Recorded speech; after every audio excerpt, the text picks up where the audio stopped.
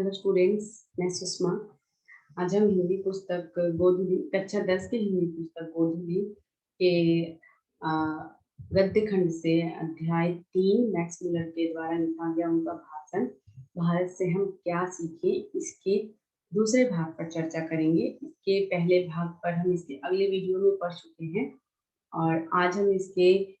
दूसरे भाग पर चर्चा करेंगे। तो चलिए हम देखते हैं।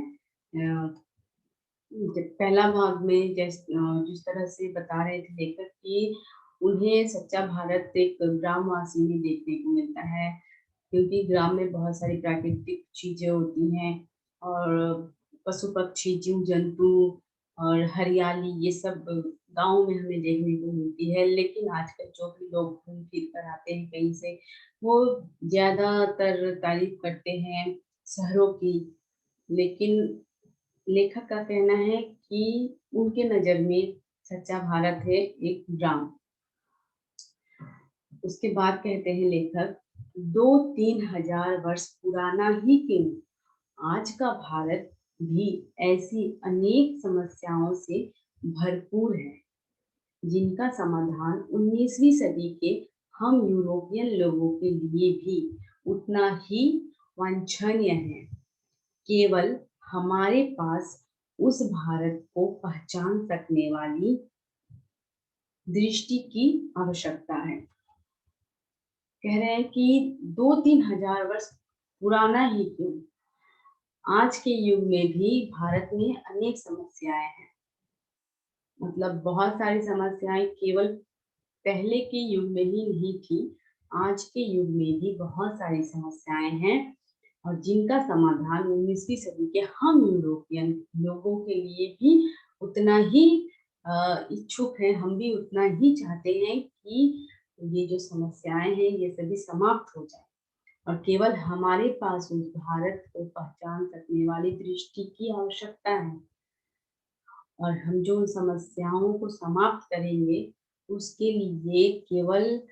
हमें अपने नजरिए को बदलने की आवश्यकता है और उससे समस्याओं को पहचानने की आवश्यकता है। यदि आपकी अभिरुचि की पैठ किसी विशेष क्षेत्र में है तो उसके विकास और पोषण के लिए आपको भारत में पर्याप्त अवसर मिलेगा। यदि आपने उन बड़ी बड़ी समस्याओं में रुचि ली हो जिनके बारे में अपने यहाँ के श्रेष्ठतम विचारक सोच विचार किया करते हैं, तो आपको अपने भारत प्रवास को ज्ञान विज्ञान के क्षेत्र से निर्वासन समझ लेने की कोई आवश्यकता नहीं है। यहाँ कह रहे हैं पैठ यानी कि किसी स्थान पर पहुंचने की चाह होना, किसी का अपना एक उद्देश्य होना कि हमें अपने जीवन में ये करना है, हम अपने जीवन में ऐसा कुछ बड़ा करना है। अगर ऐसी आपकी कोई अभिरुचि है किसी भी क्षेत्र में, तो उसके विकास के लिए, उससे उस अपनी सोच को आगे बढ़ाने के लिए और उसमें आगे बढ़ने के लिए आपको भारत में ही उसका अवसर मिलेगा। और बहुत सारे जैसे लोग सोचते हैं हम जो भी पढ़ाई कर रहे हैं हम ज्यादातर बाहर में जाकर करें, विदेश में जाकर करेंगे तो हमारे लिए ज्यादा अच्छा होगा। लेकिन यहाँ लेखक कह रहे हैं कि ऐसा कुछ जरूरी नहीं है। ऐसा अगर हम कुछ करना चाहें अपने उद्देश्य की प्राप्ति के लिए तो वो उसका अवसर भी हमें अपने भारत में ही मिलेगा। यदि आपने उन बड़ी बड़ी समस्याओं में रुचि ली हो, अगर आपने आपको उन समस्याओं को हल करने की रुचि है जिनके बारे में अपने यहाँ के जो श्रेष्ठतम विचारक सोच विचार करते हैं, जो बड़े बड़े विचारक हैं, यहाँ के जो भी विद्वान हैं वो भी विचार करते हैं, तो आपको अपने भारत प्रवास को ज्ञान विज्ञान के क्षेत्र से निर्वासन यानी कि अलग ऐसा कुछ समझने की जो कि आपसे बहुत दूर चले गए हैं, ऐसा कुछ सोचने की आवश्यकता नहीं है। यदि आप भू विज्ञान में रुचि रखते हैं तो हिमालय से श्रीलंका तक का विशाल भू प्रदेश आपकी प्रतीक्षा कर रहा है। कह रहे हैं कि अगर आप भूविज्ञान भूगोल में कुछ रुचि रखते हैं, अगर आप उसका अध्ययन करना चाहते हैं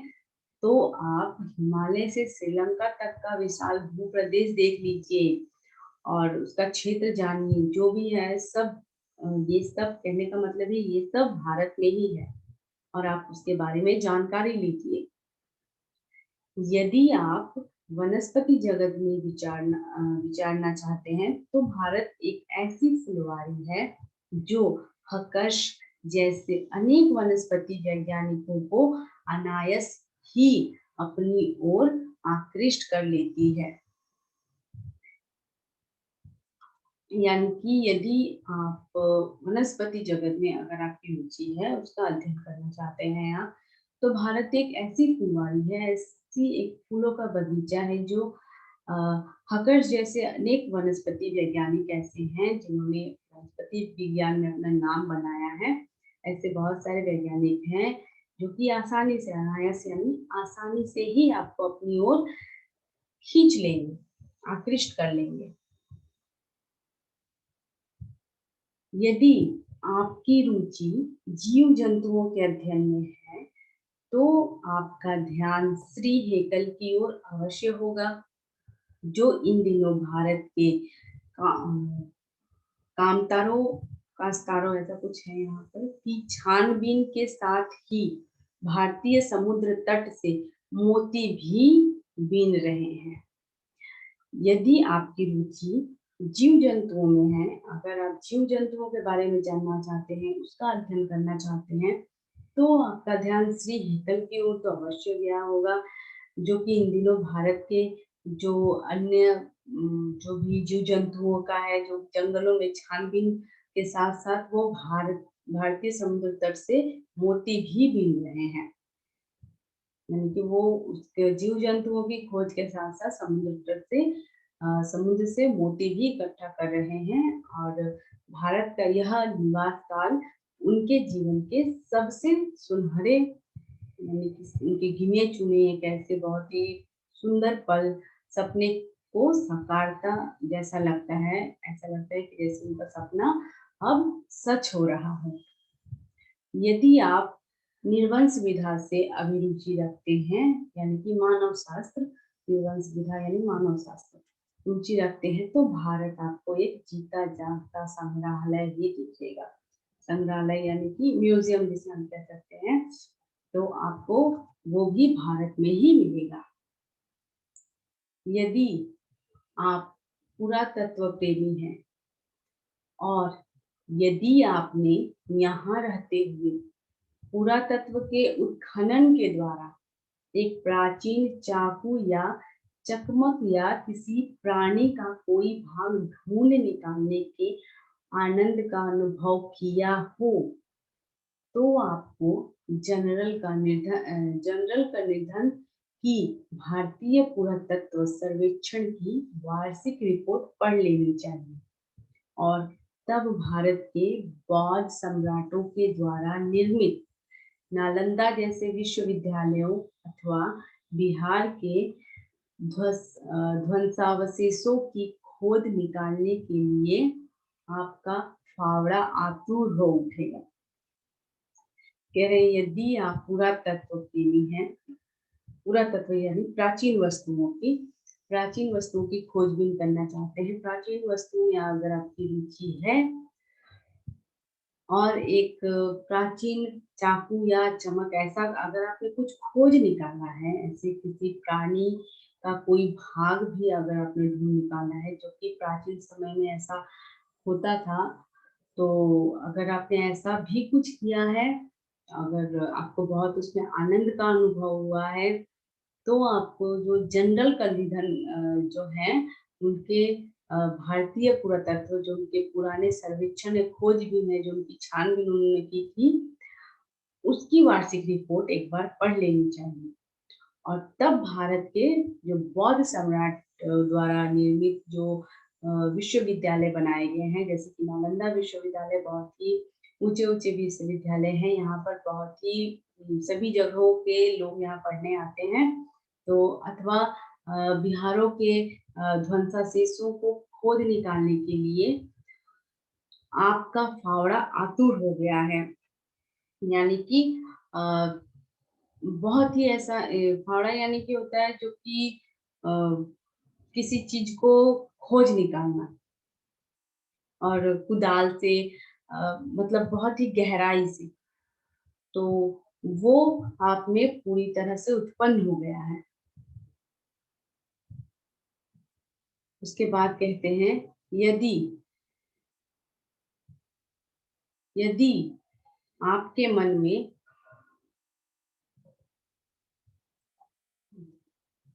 यदि आपके मन में पुराने सिक्कों के लिए लगाव है,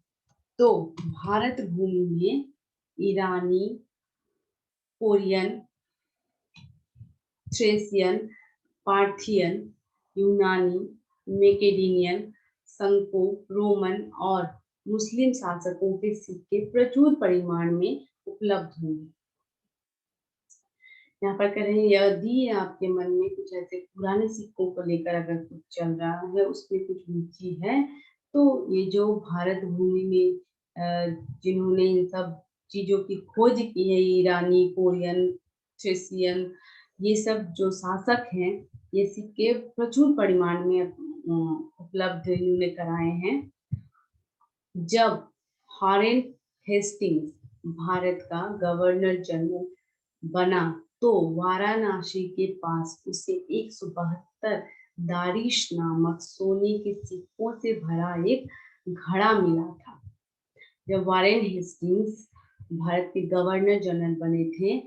तब वाराणसी के पास उन्हें 172 दारिश नामक सोने के सिक्कों से भरा हुआ एक घड़ा मिला था।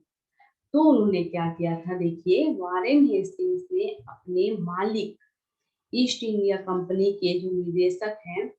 मंडल की सेवा में सोने के सिक्कों को यह समझकर भिजवा दिए कि यह ऐसा उपहार होगा जिसकी गणना उसके द्वारा प्रेषित सर्वोत्तम दुर्लभ वस्तुओं के में की जाएगी, और इस प्रकार वह स्वयं को अपने मालिकों की दृष्टि में एक महान उदार व्यक्ति प्रमाणित कर देगा। वारेन हेस्टिंग्स ने यह सोचकर वो सोने के सिक्के अपने मालिक ईस्ट इंडिया कंपनी के निर्देशक मंडल की सेवा में भिजवा दिए कि उन्हें ऐसा लगेगा कि उन्होंने एक बहुत बड़ा उपकार किया है उन पर, वो सिक्के भिजवा कर, और वो हमेशा उनका नाम लेंगे और उनका नाम जपेंगे। ऐसा सोचकर उन्होंने वो सारे सोने के सिक्के उन्हें दे दिए।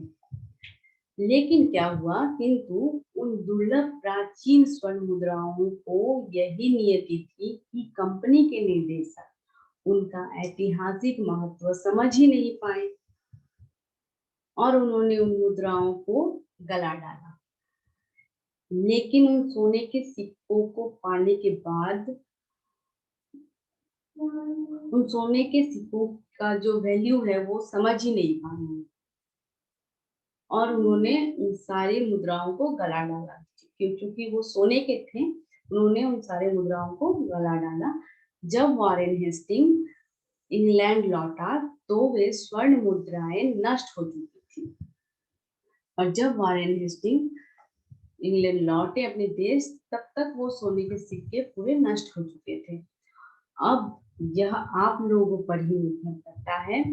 कि आप ऐसी दुर्भाग्यपूर्ण घटनाएं भविष्य में कभी ना होने दें। यहाँ पर इनके पूरे इनके दर्शाना चाहते हैं यहाँ पर लेखक कि आप अपने जीवन में जो कुछ भी करें, सब सही है, और बहुत ही सोच समझकर कोई भी कदम उठाएं, और सामने वाले को जो कुछ भी अगर आपको समझाना है, कहना है, तो उसे साफ साफ बताइए। नहीं तो आपको भी ऐसी कुछ दुर्घटनाओं का सामना करना पड़ेगा कि आप किसी के लिए कुछ करें अच्छा सोचकर, और वो उससे कुछ तवज्जो ही ना दे पाए, और उसका कोई मतलब ही वो ना समझे। तो आज के वीडियो में इसका दूसरा भाग हम यहीं तक रहने देते हैं, और इस पाठ का जो तीसरा भाग है वो हम अगले वीडियो में पढ़ेंगे। Thank you.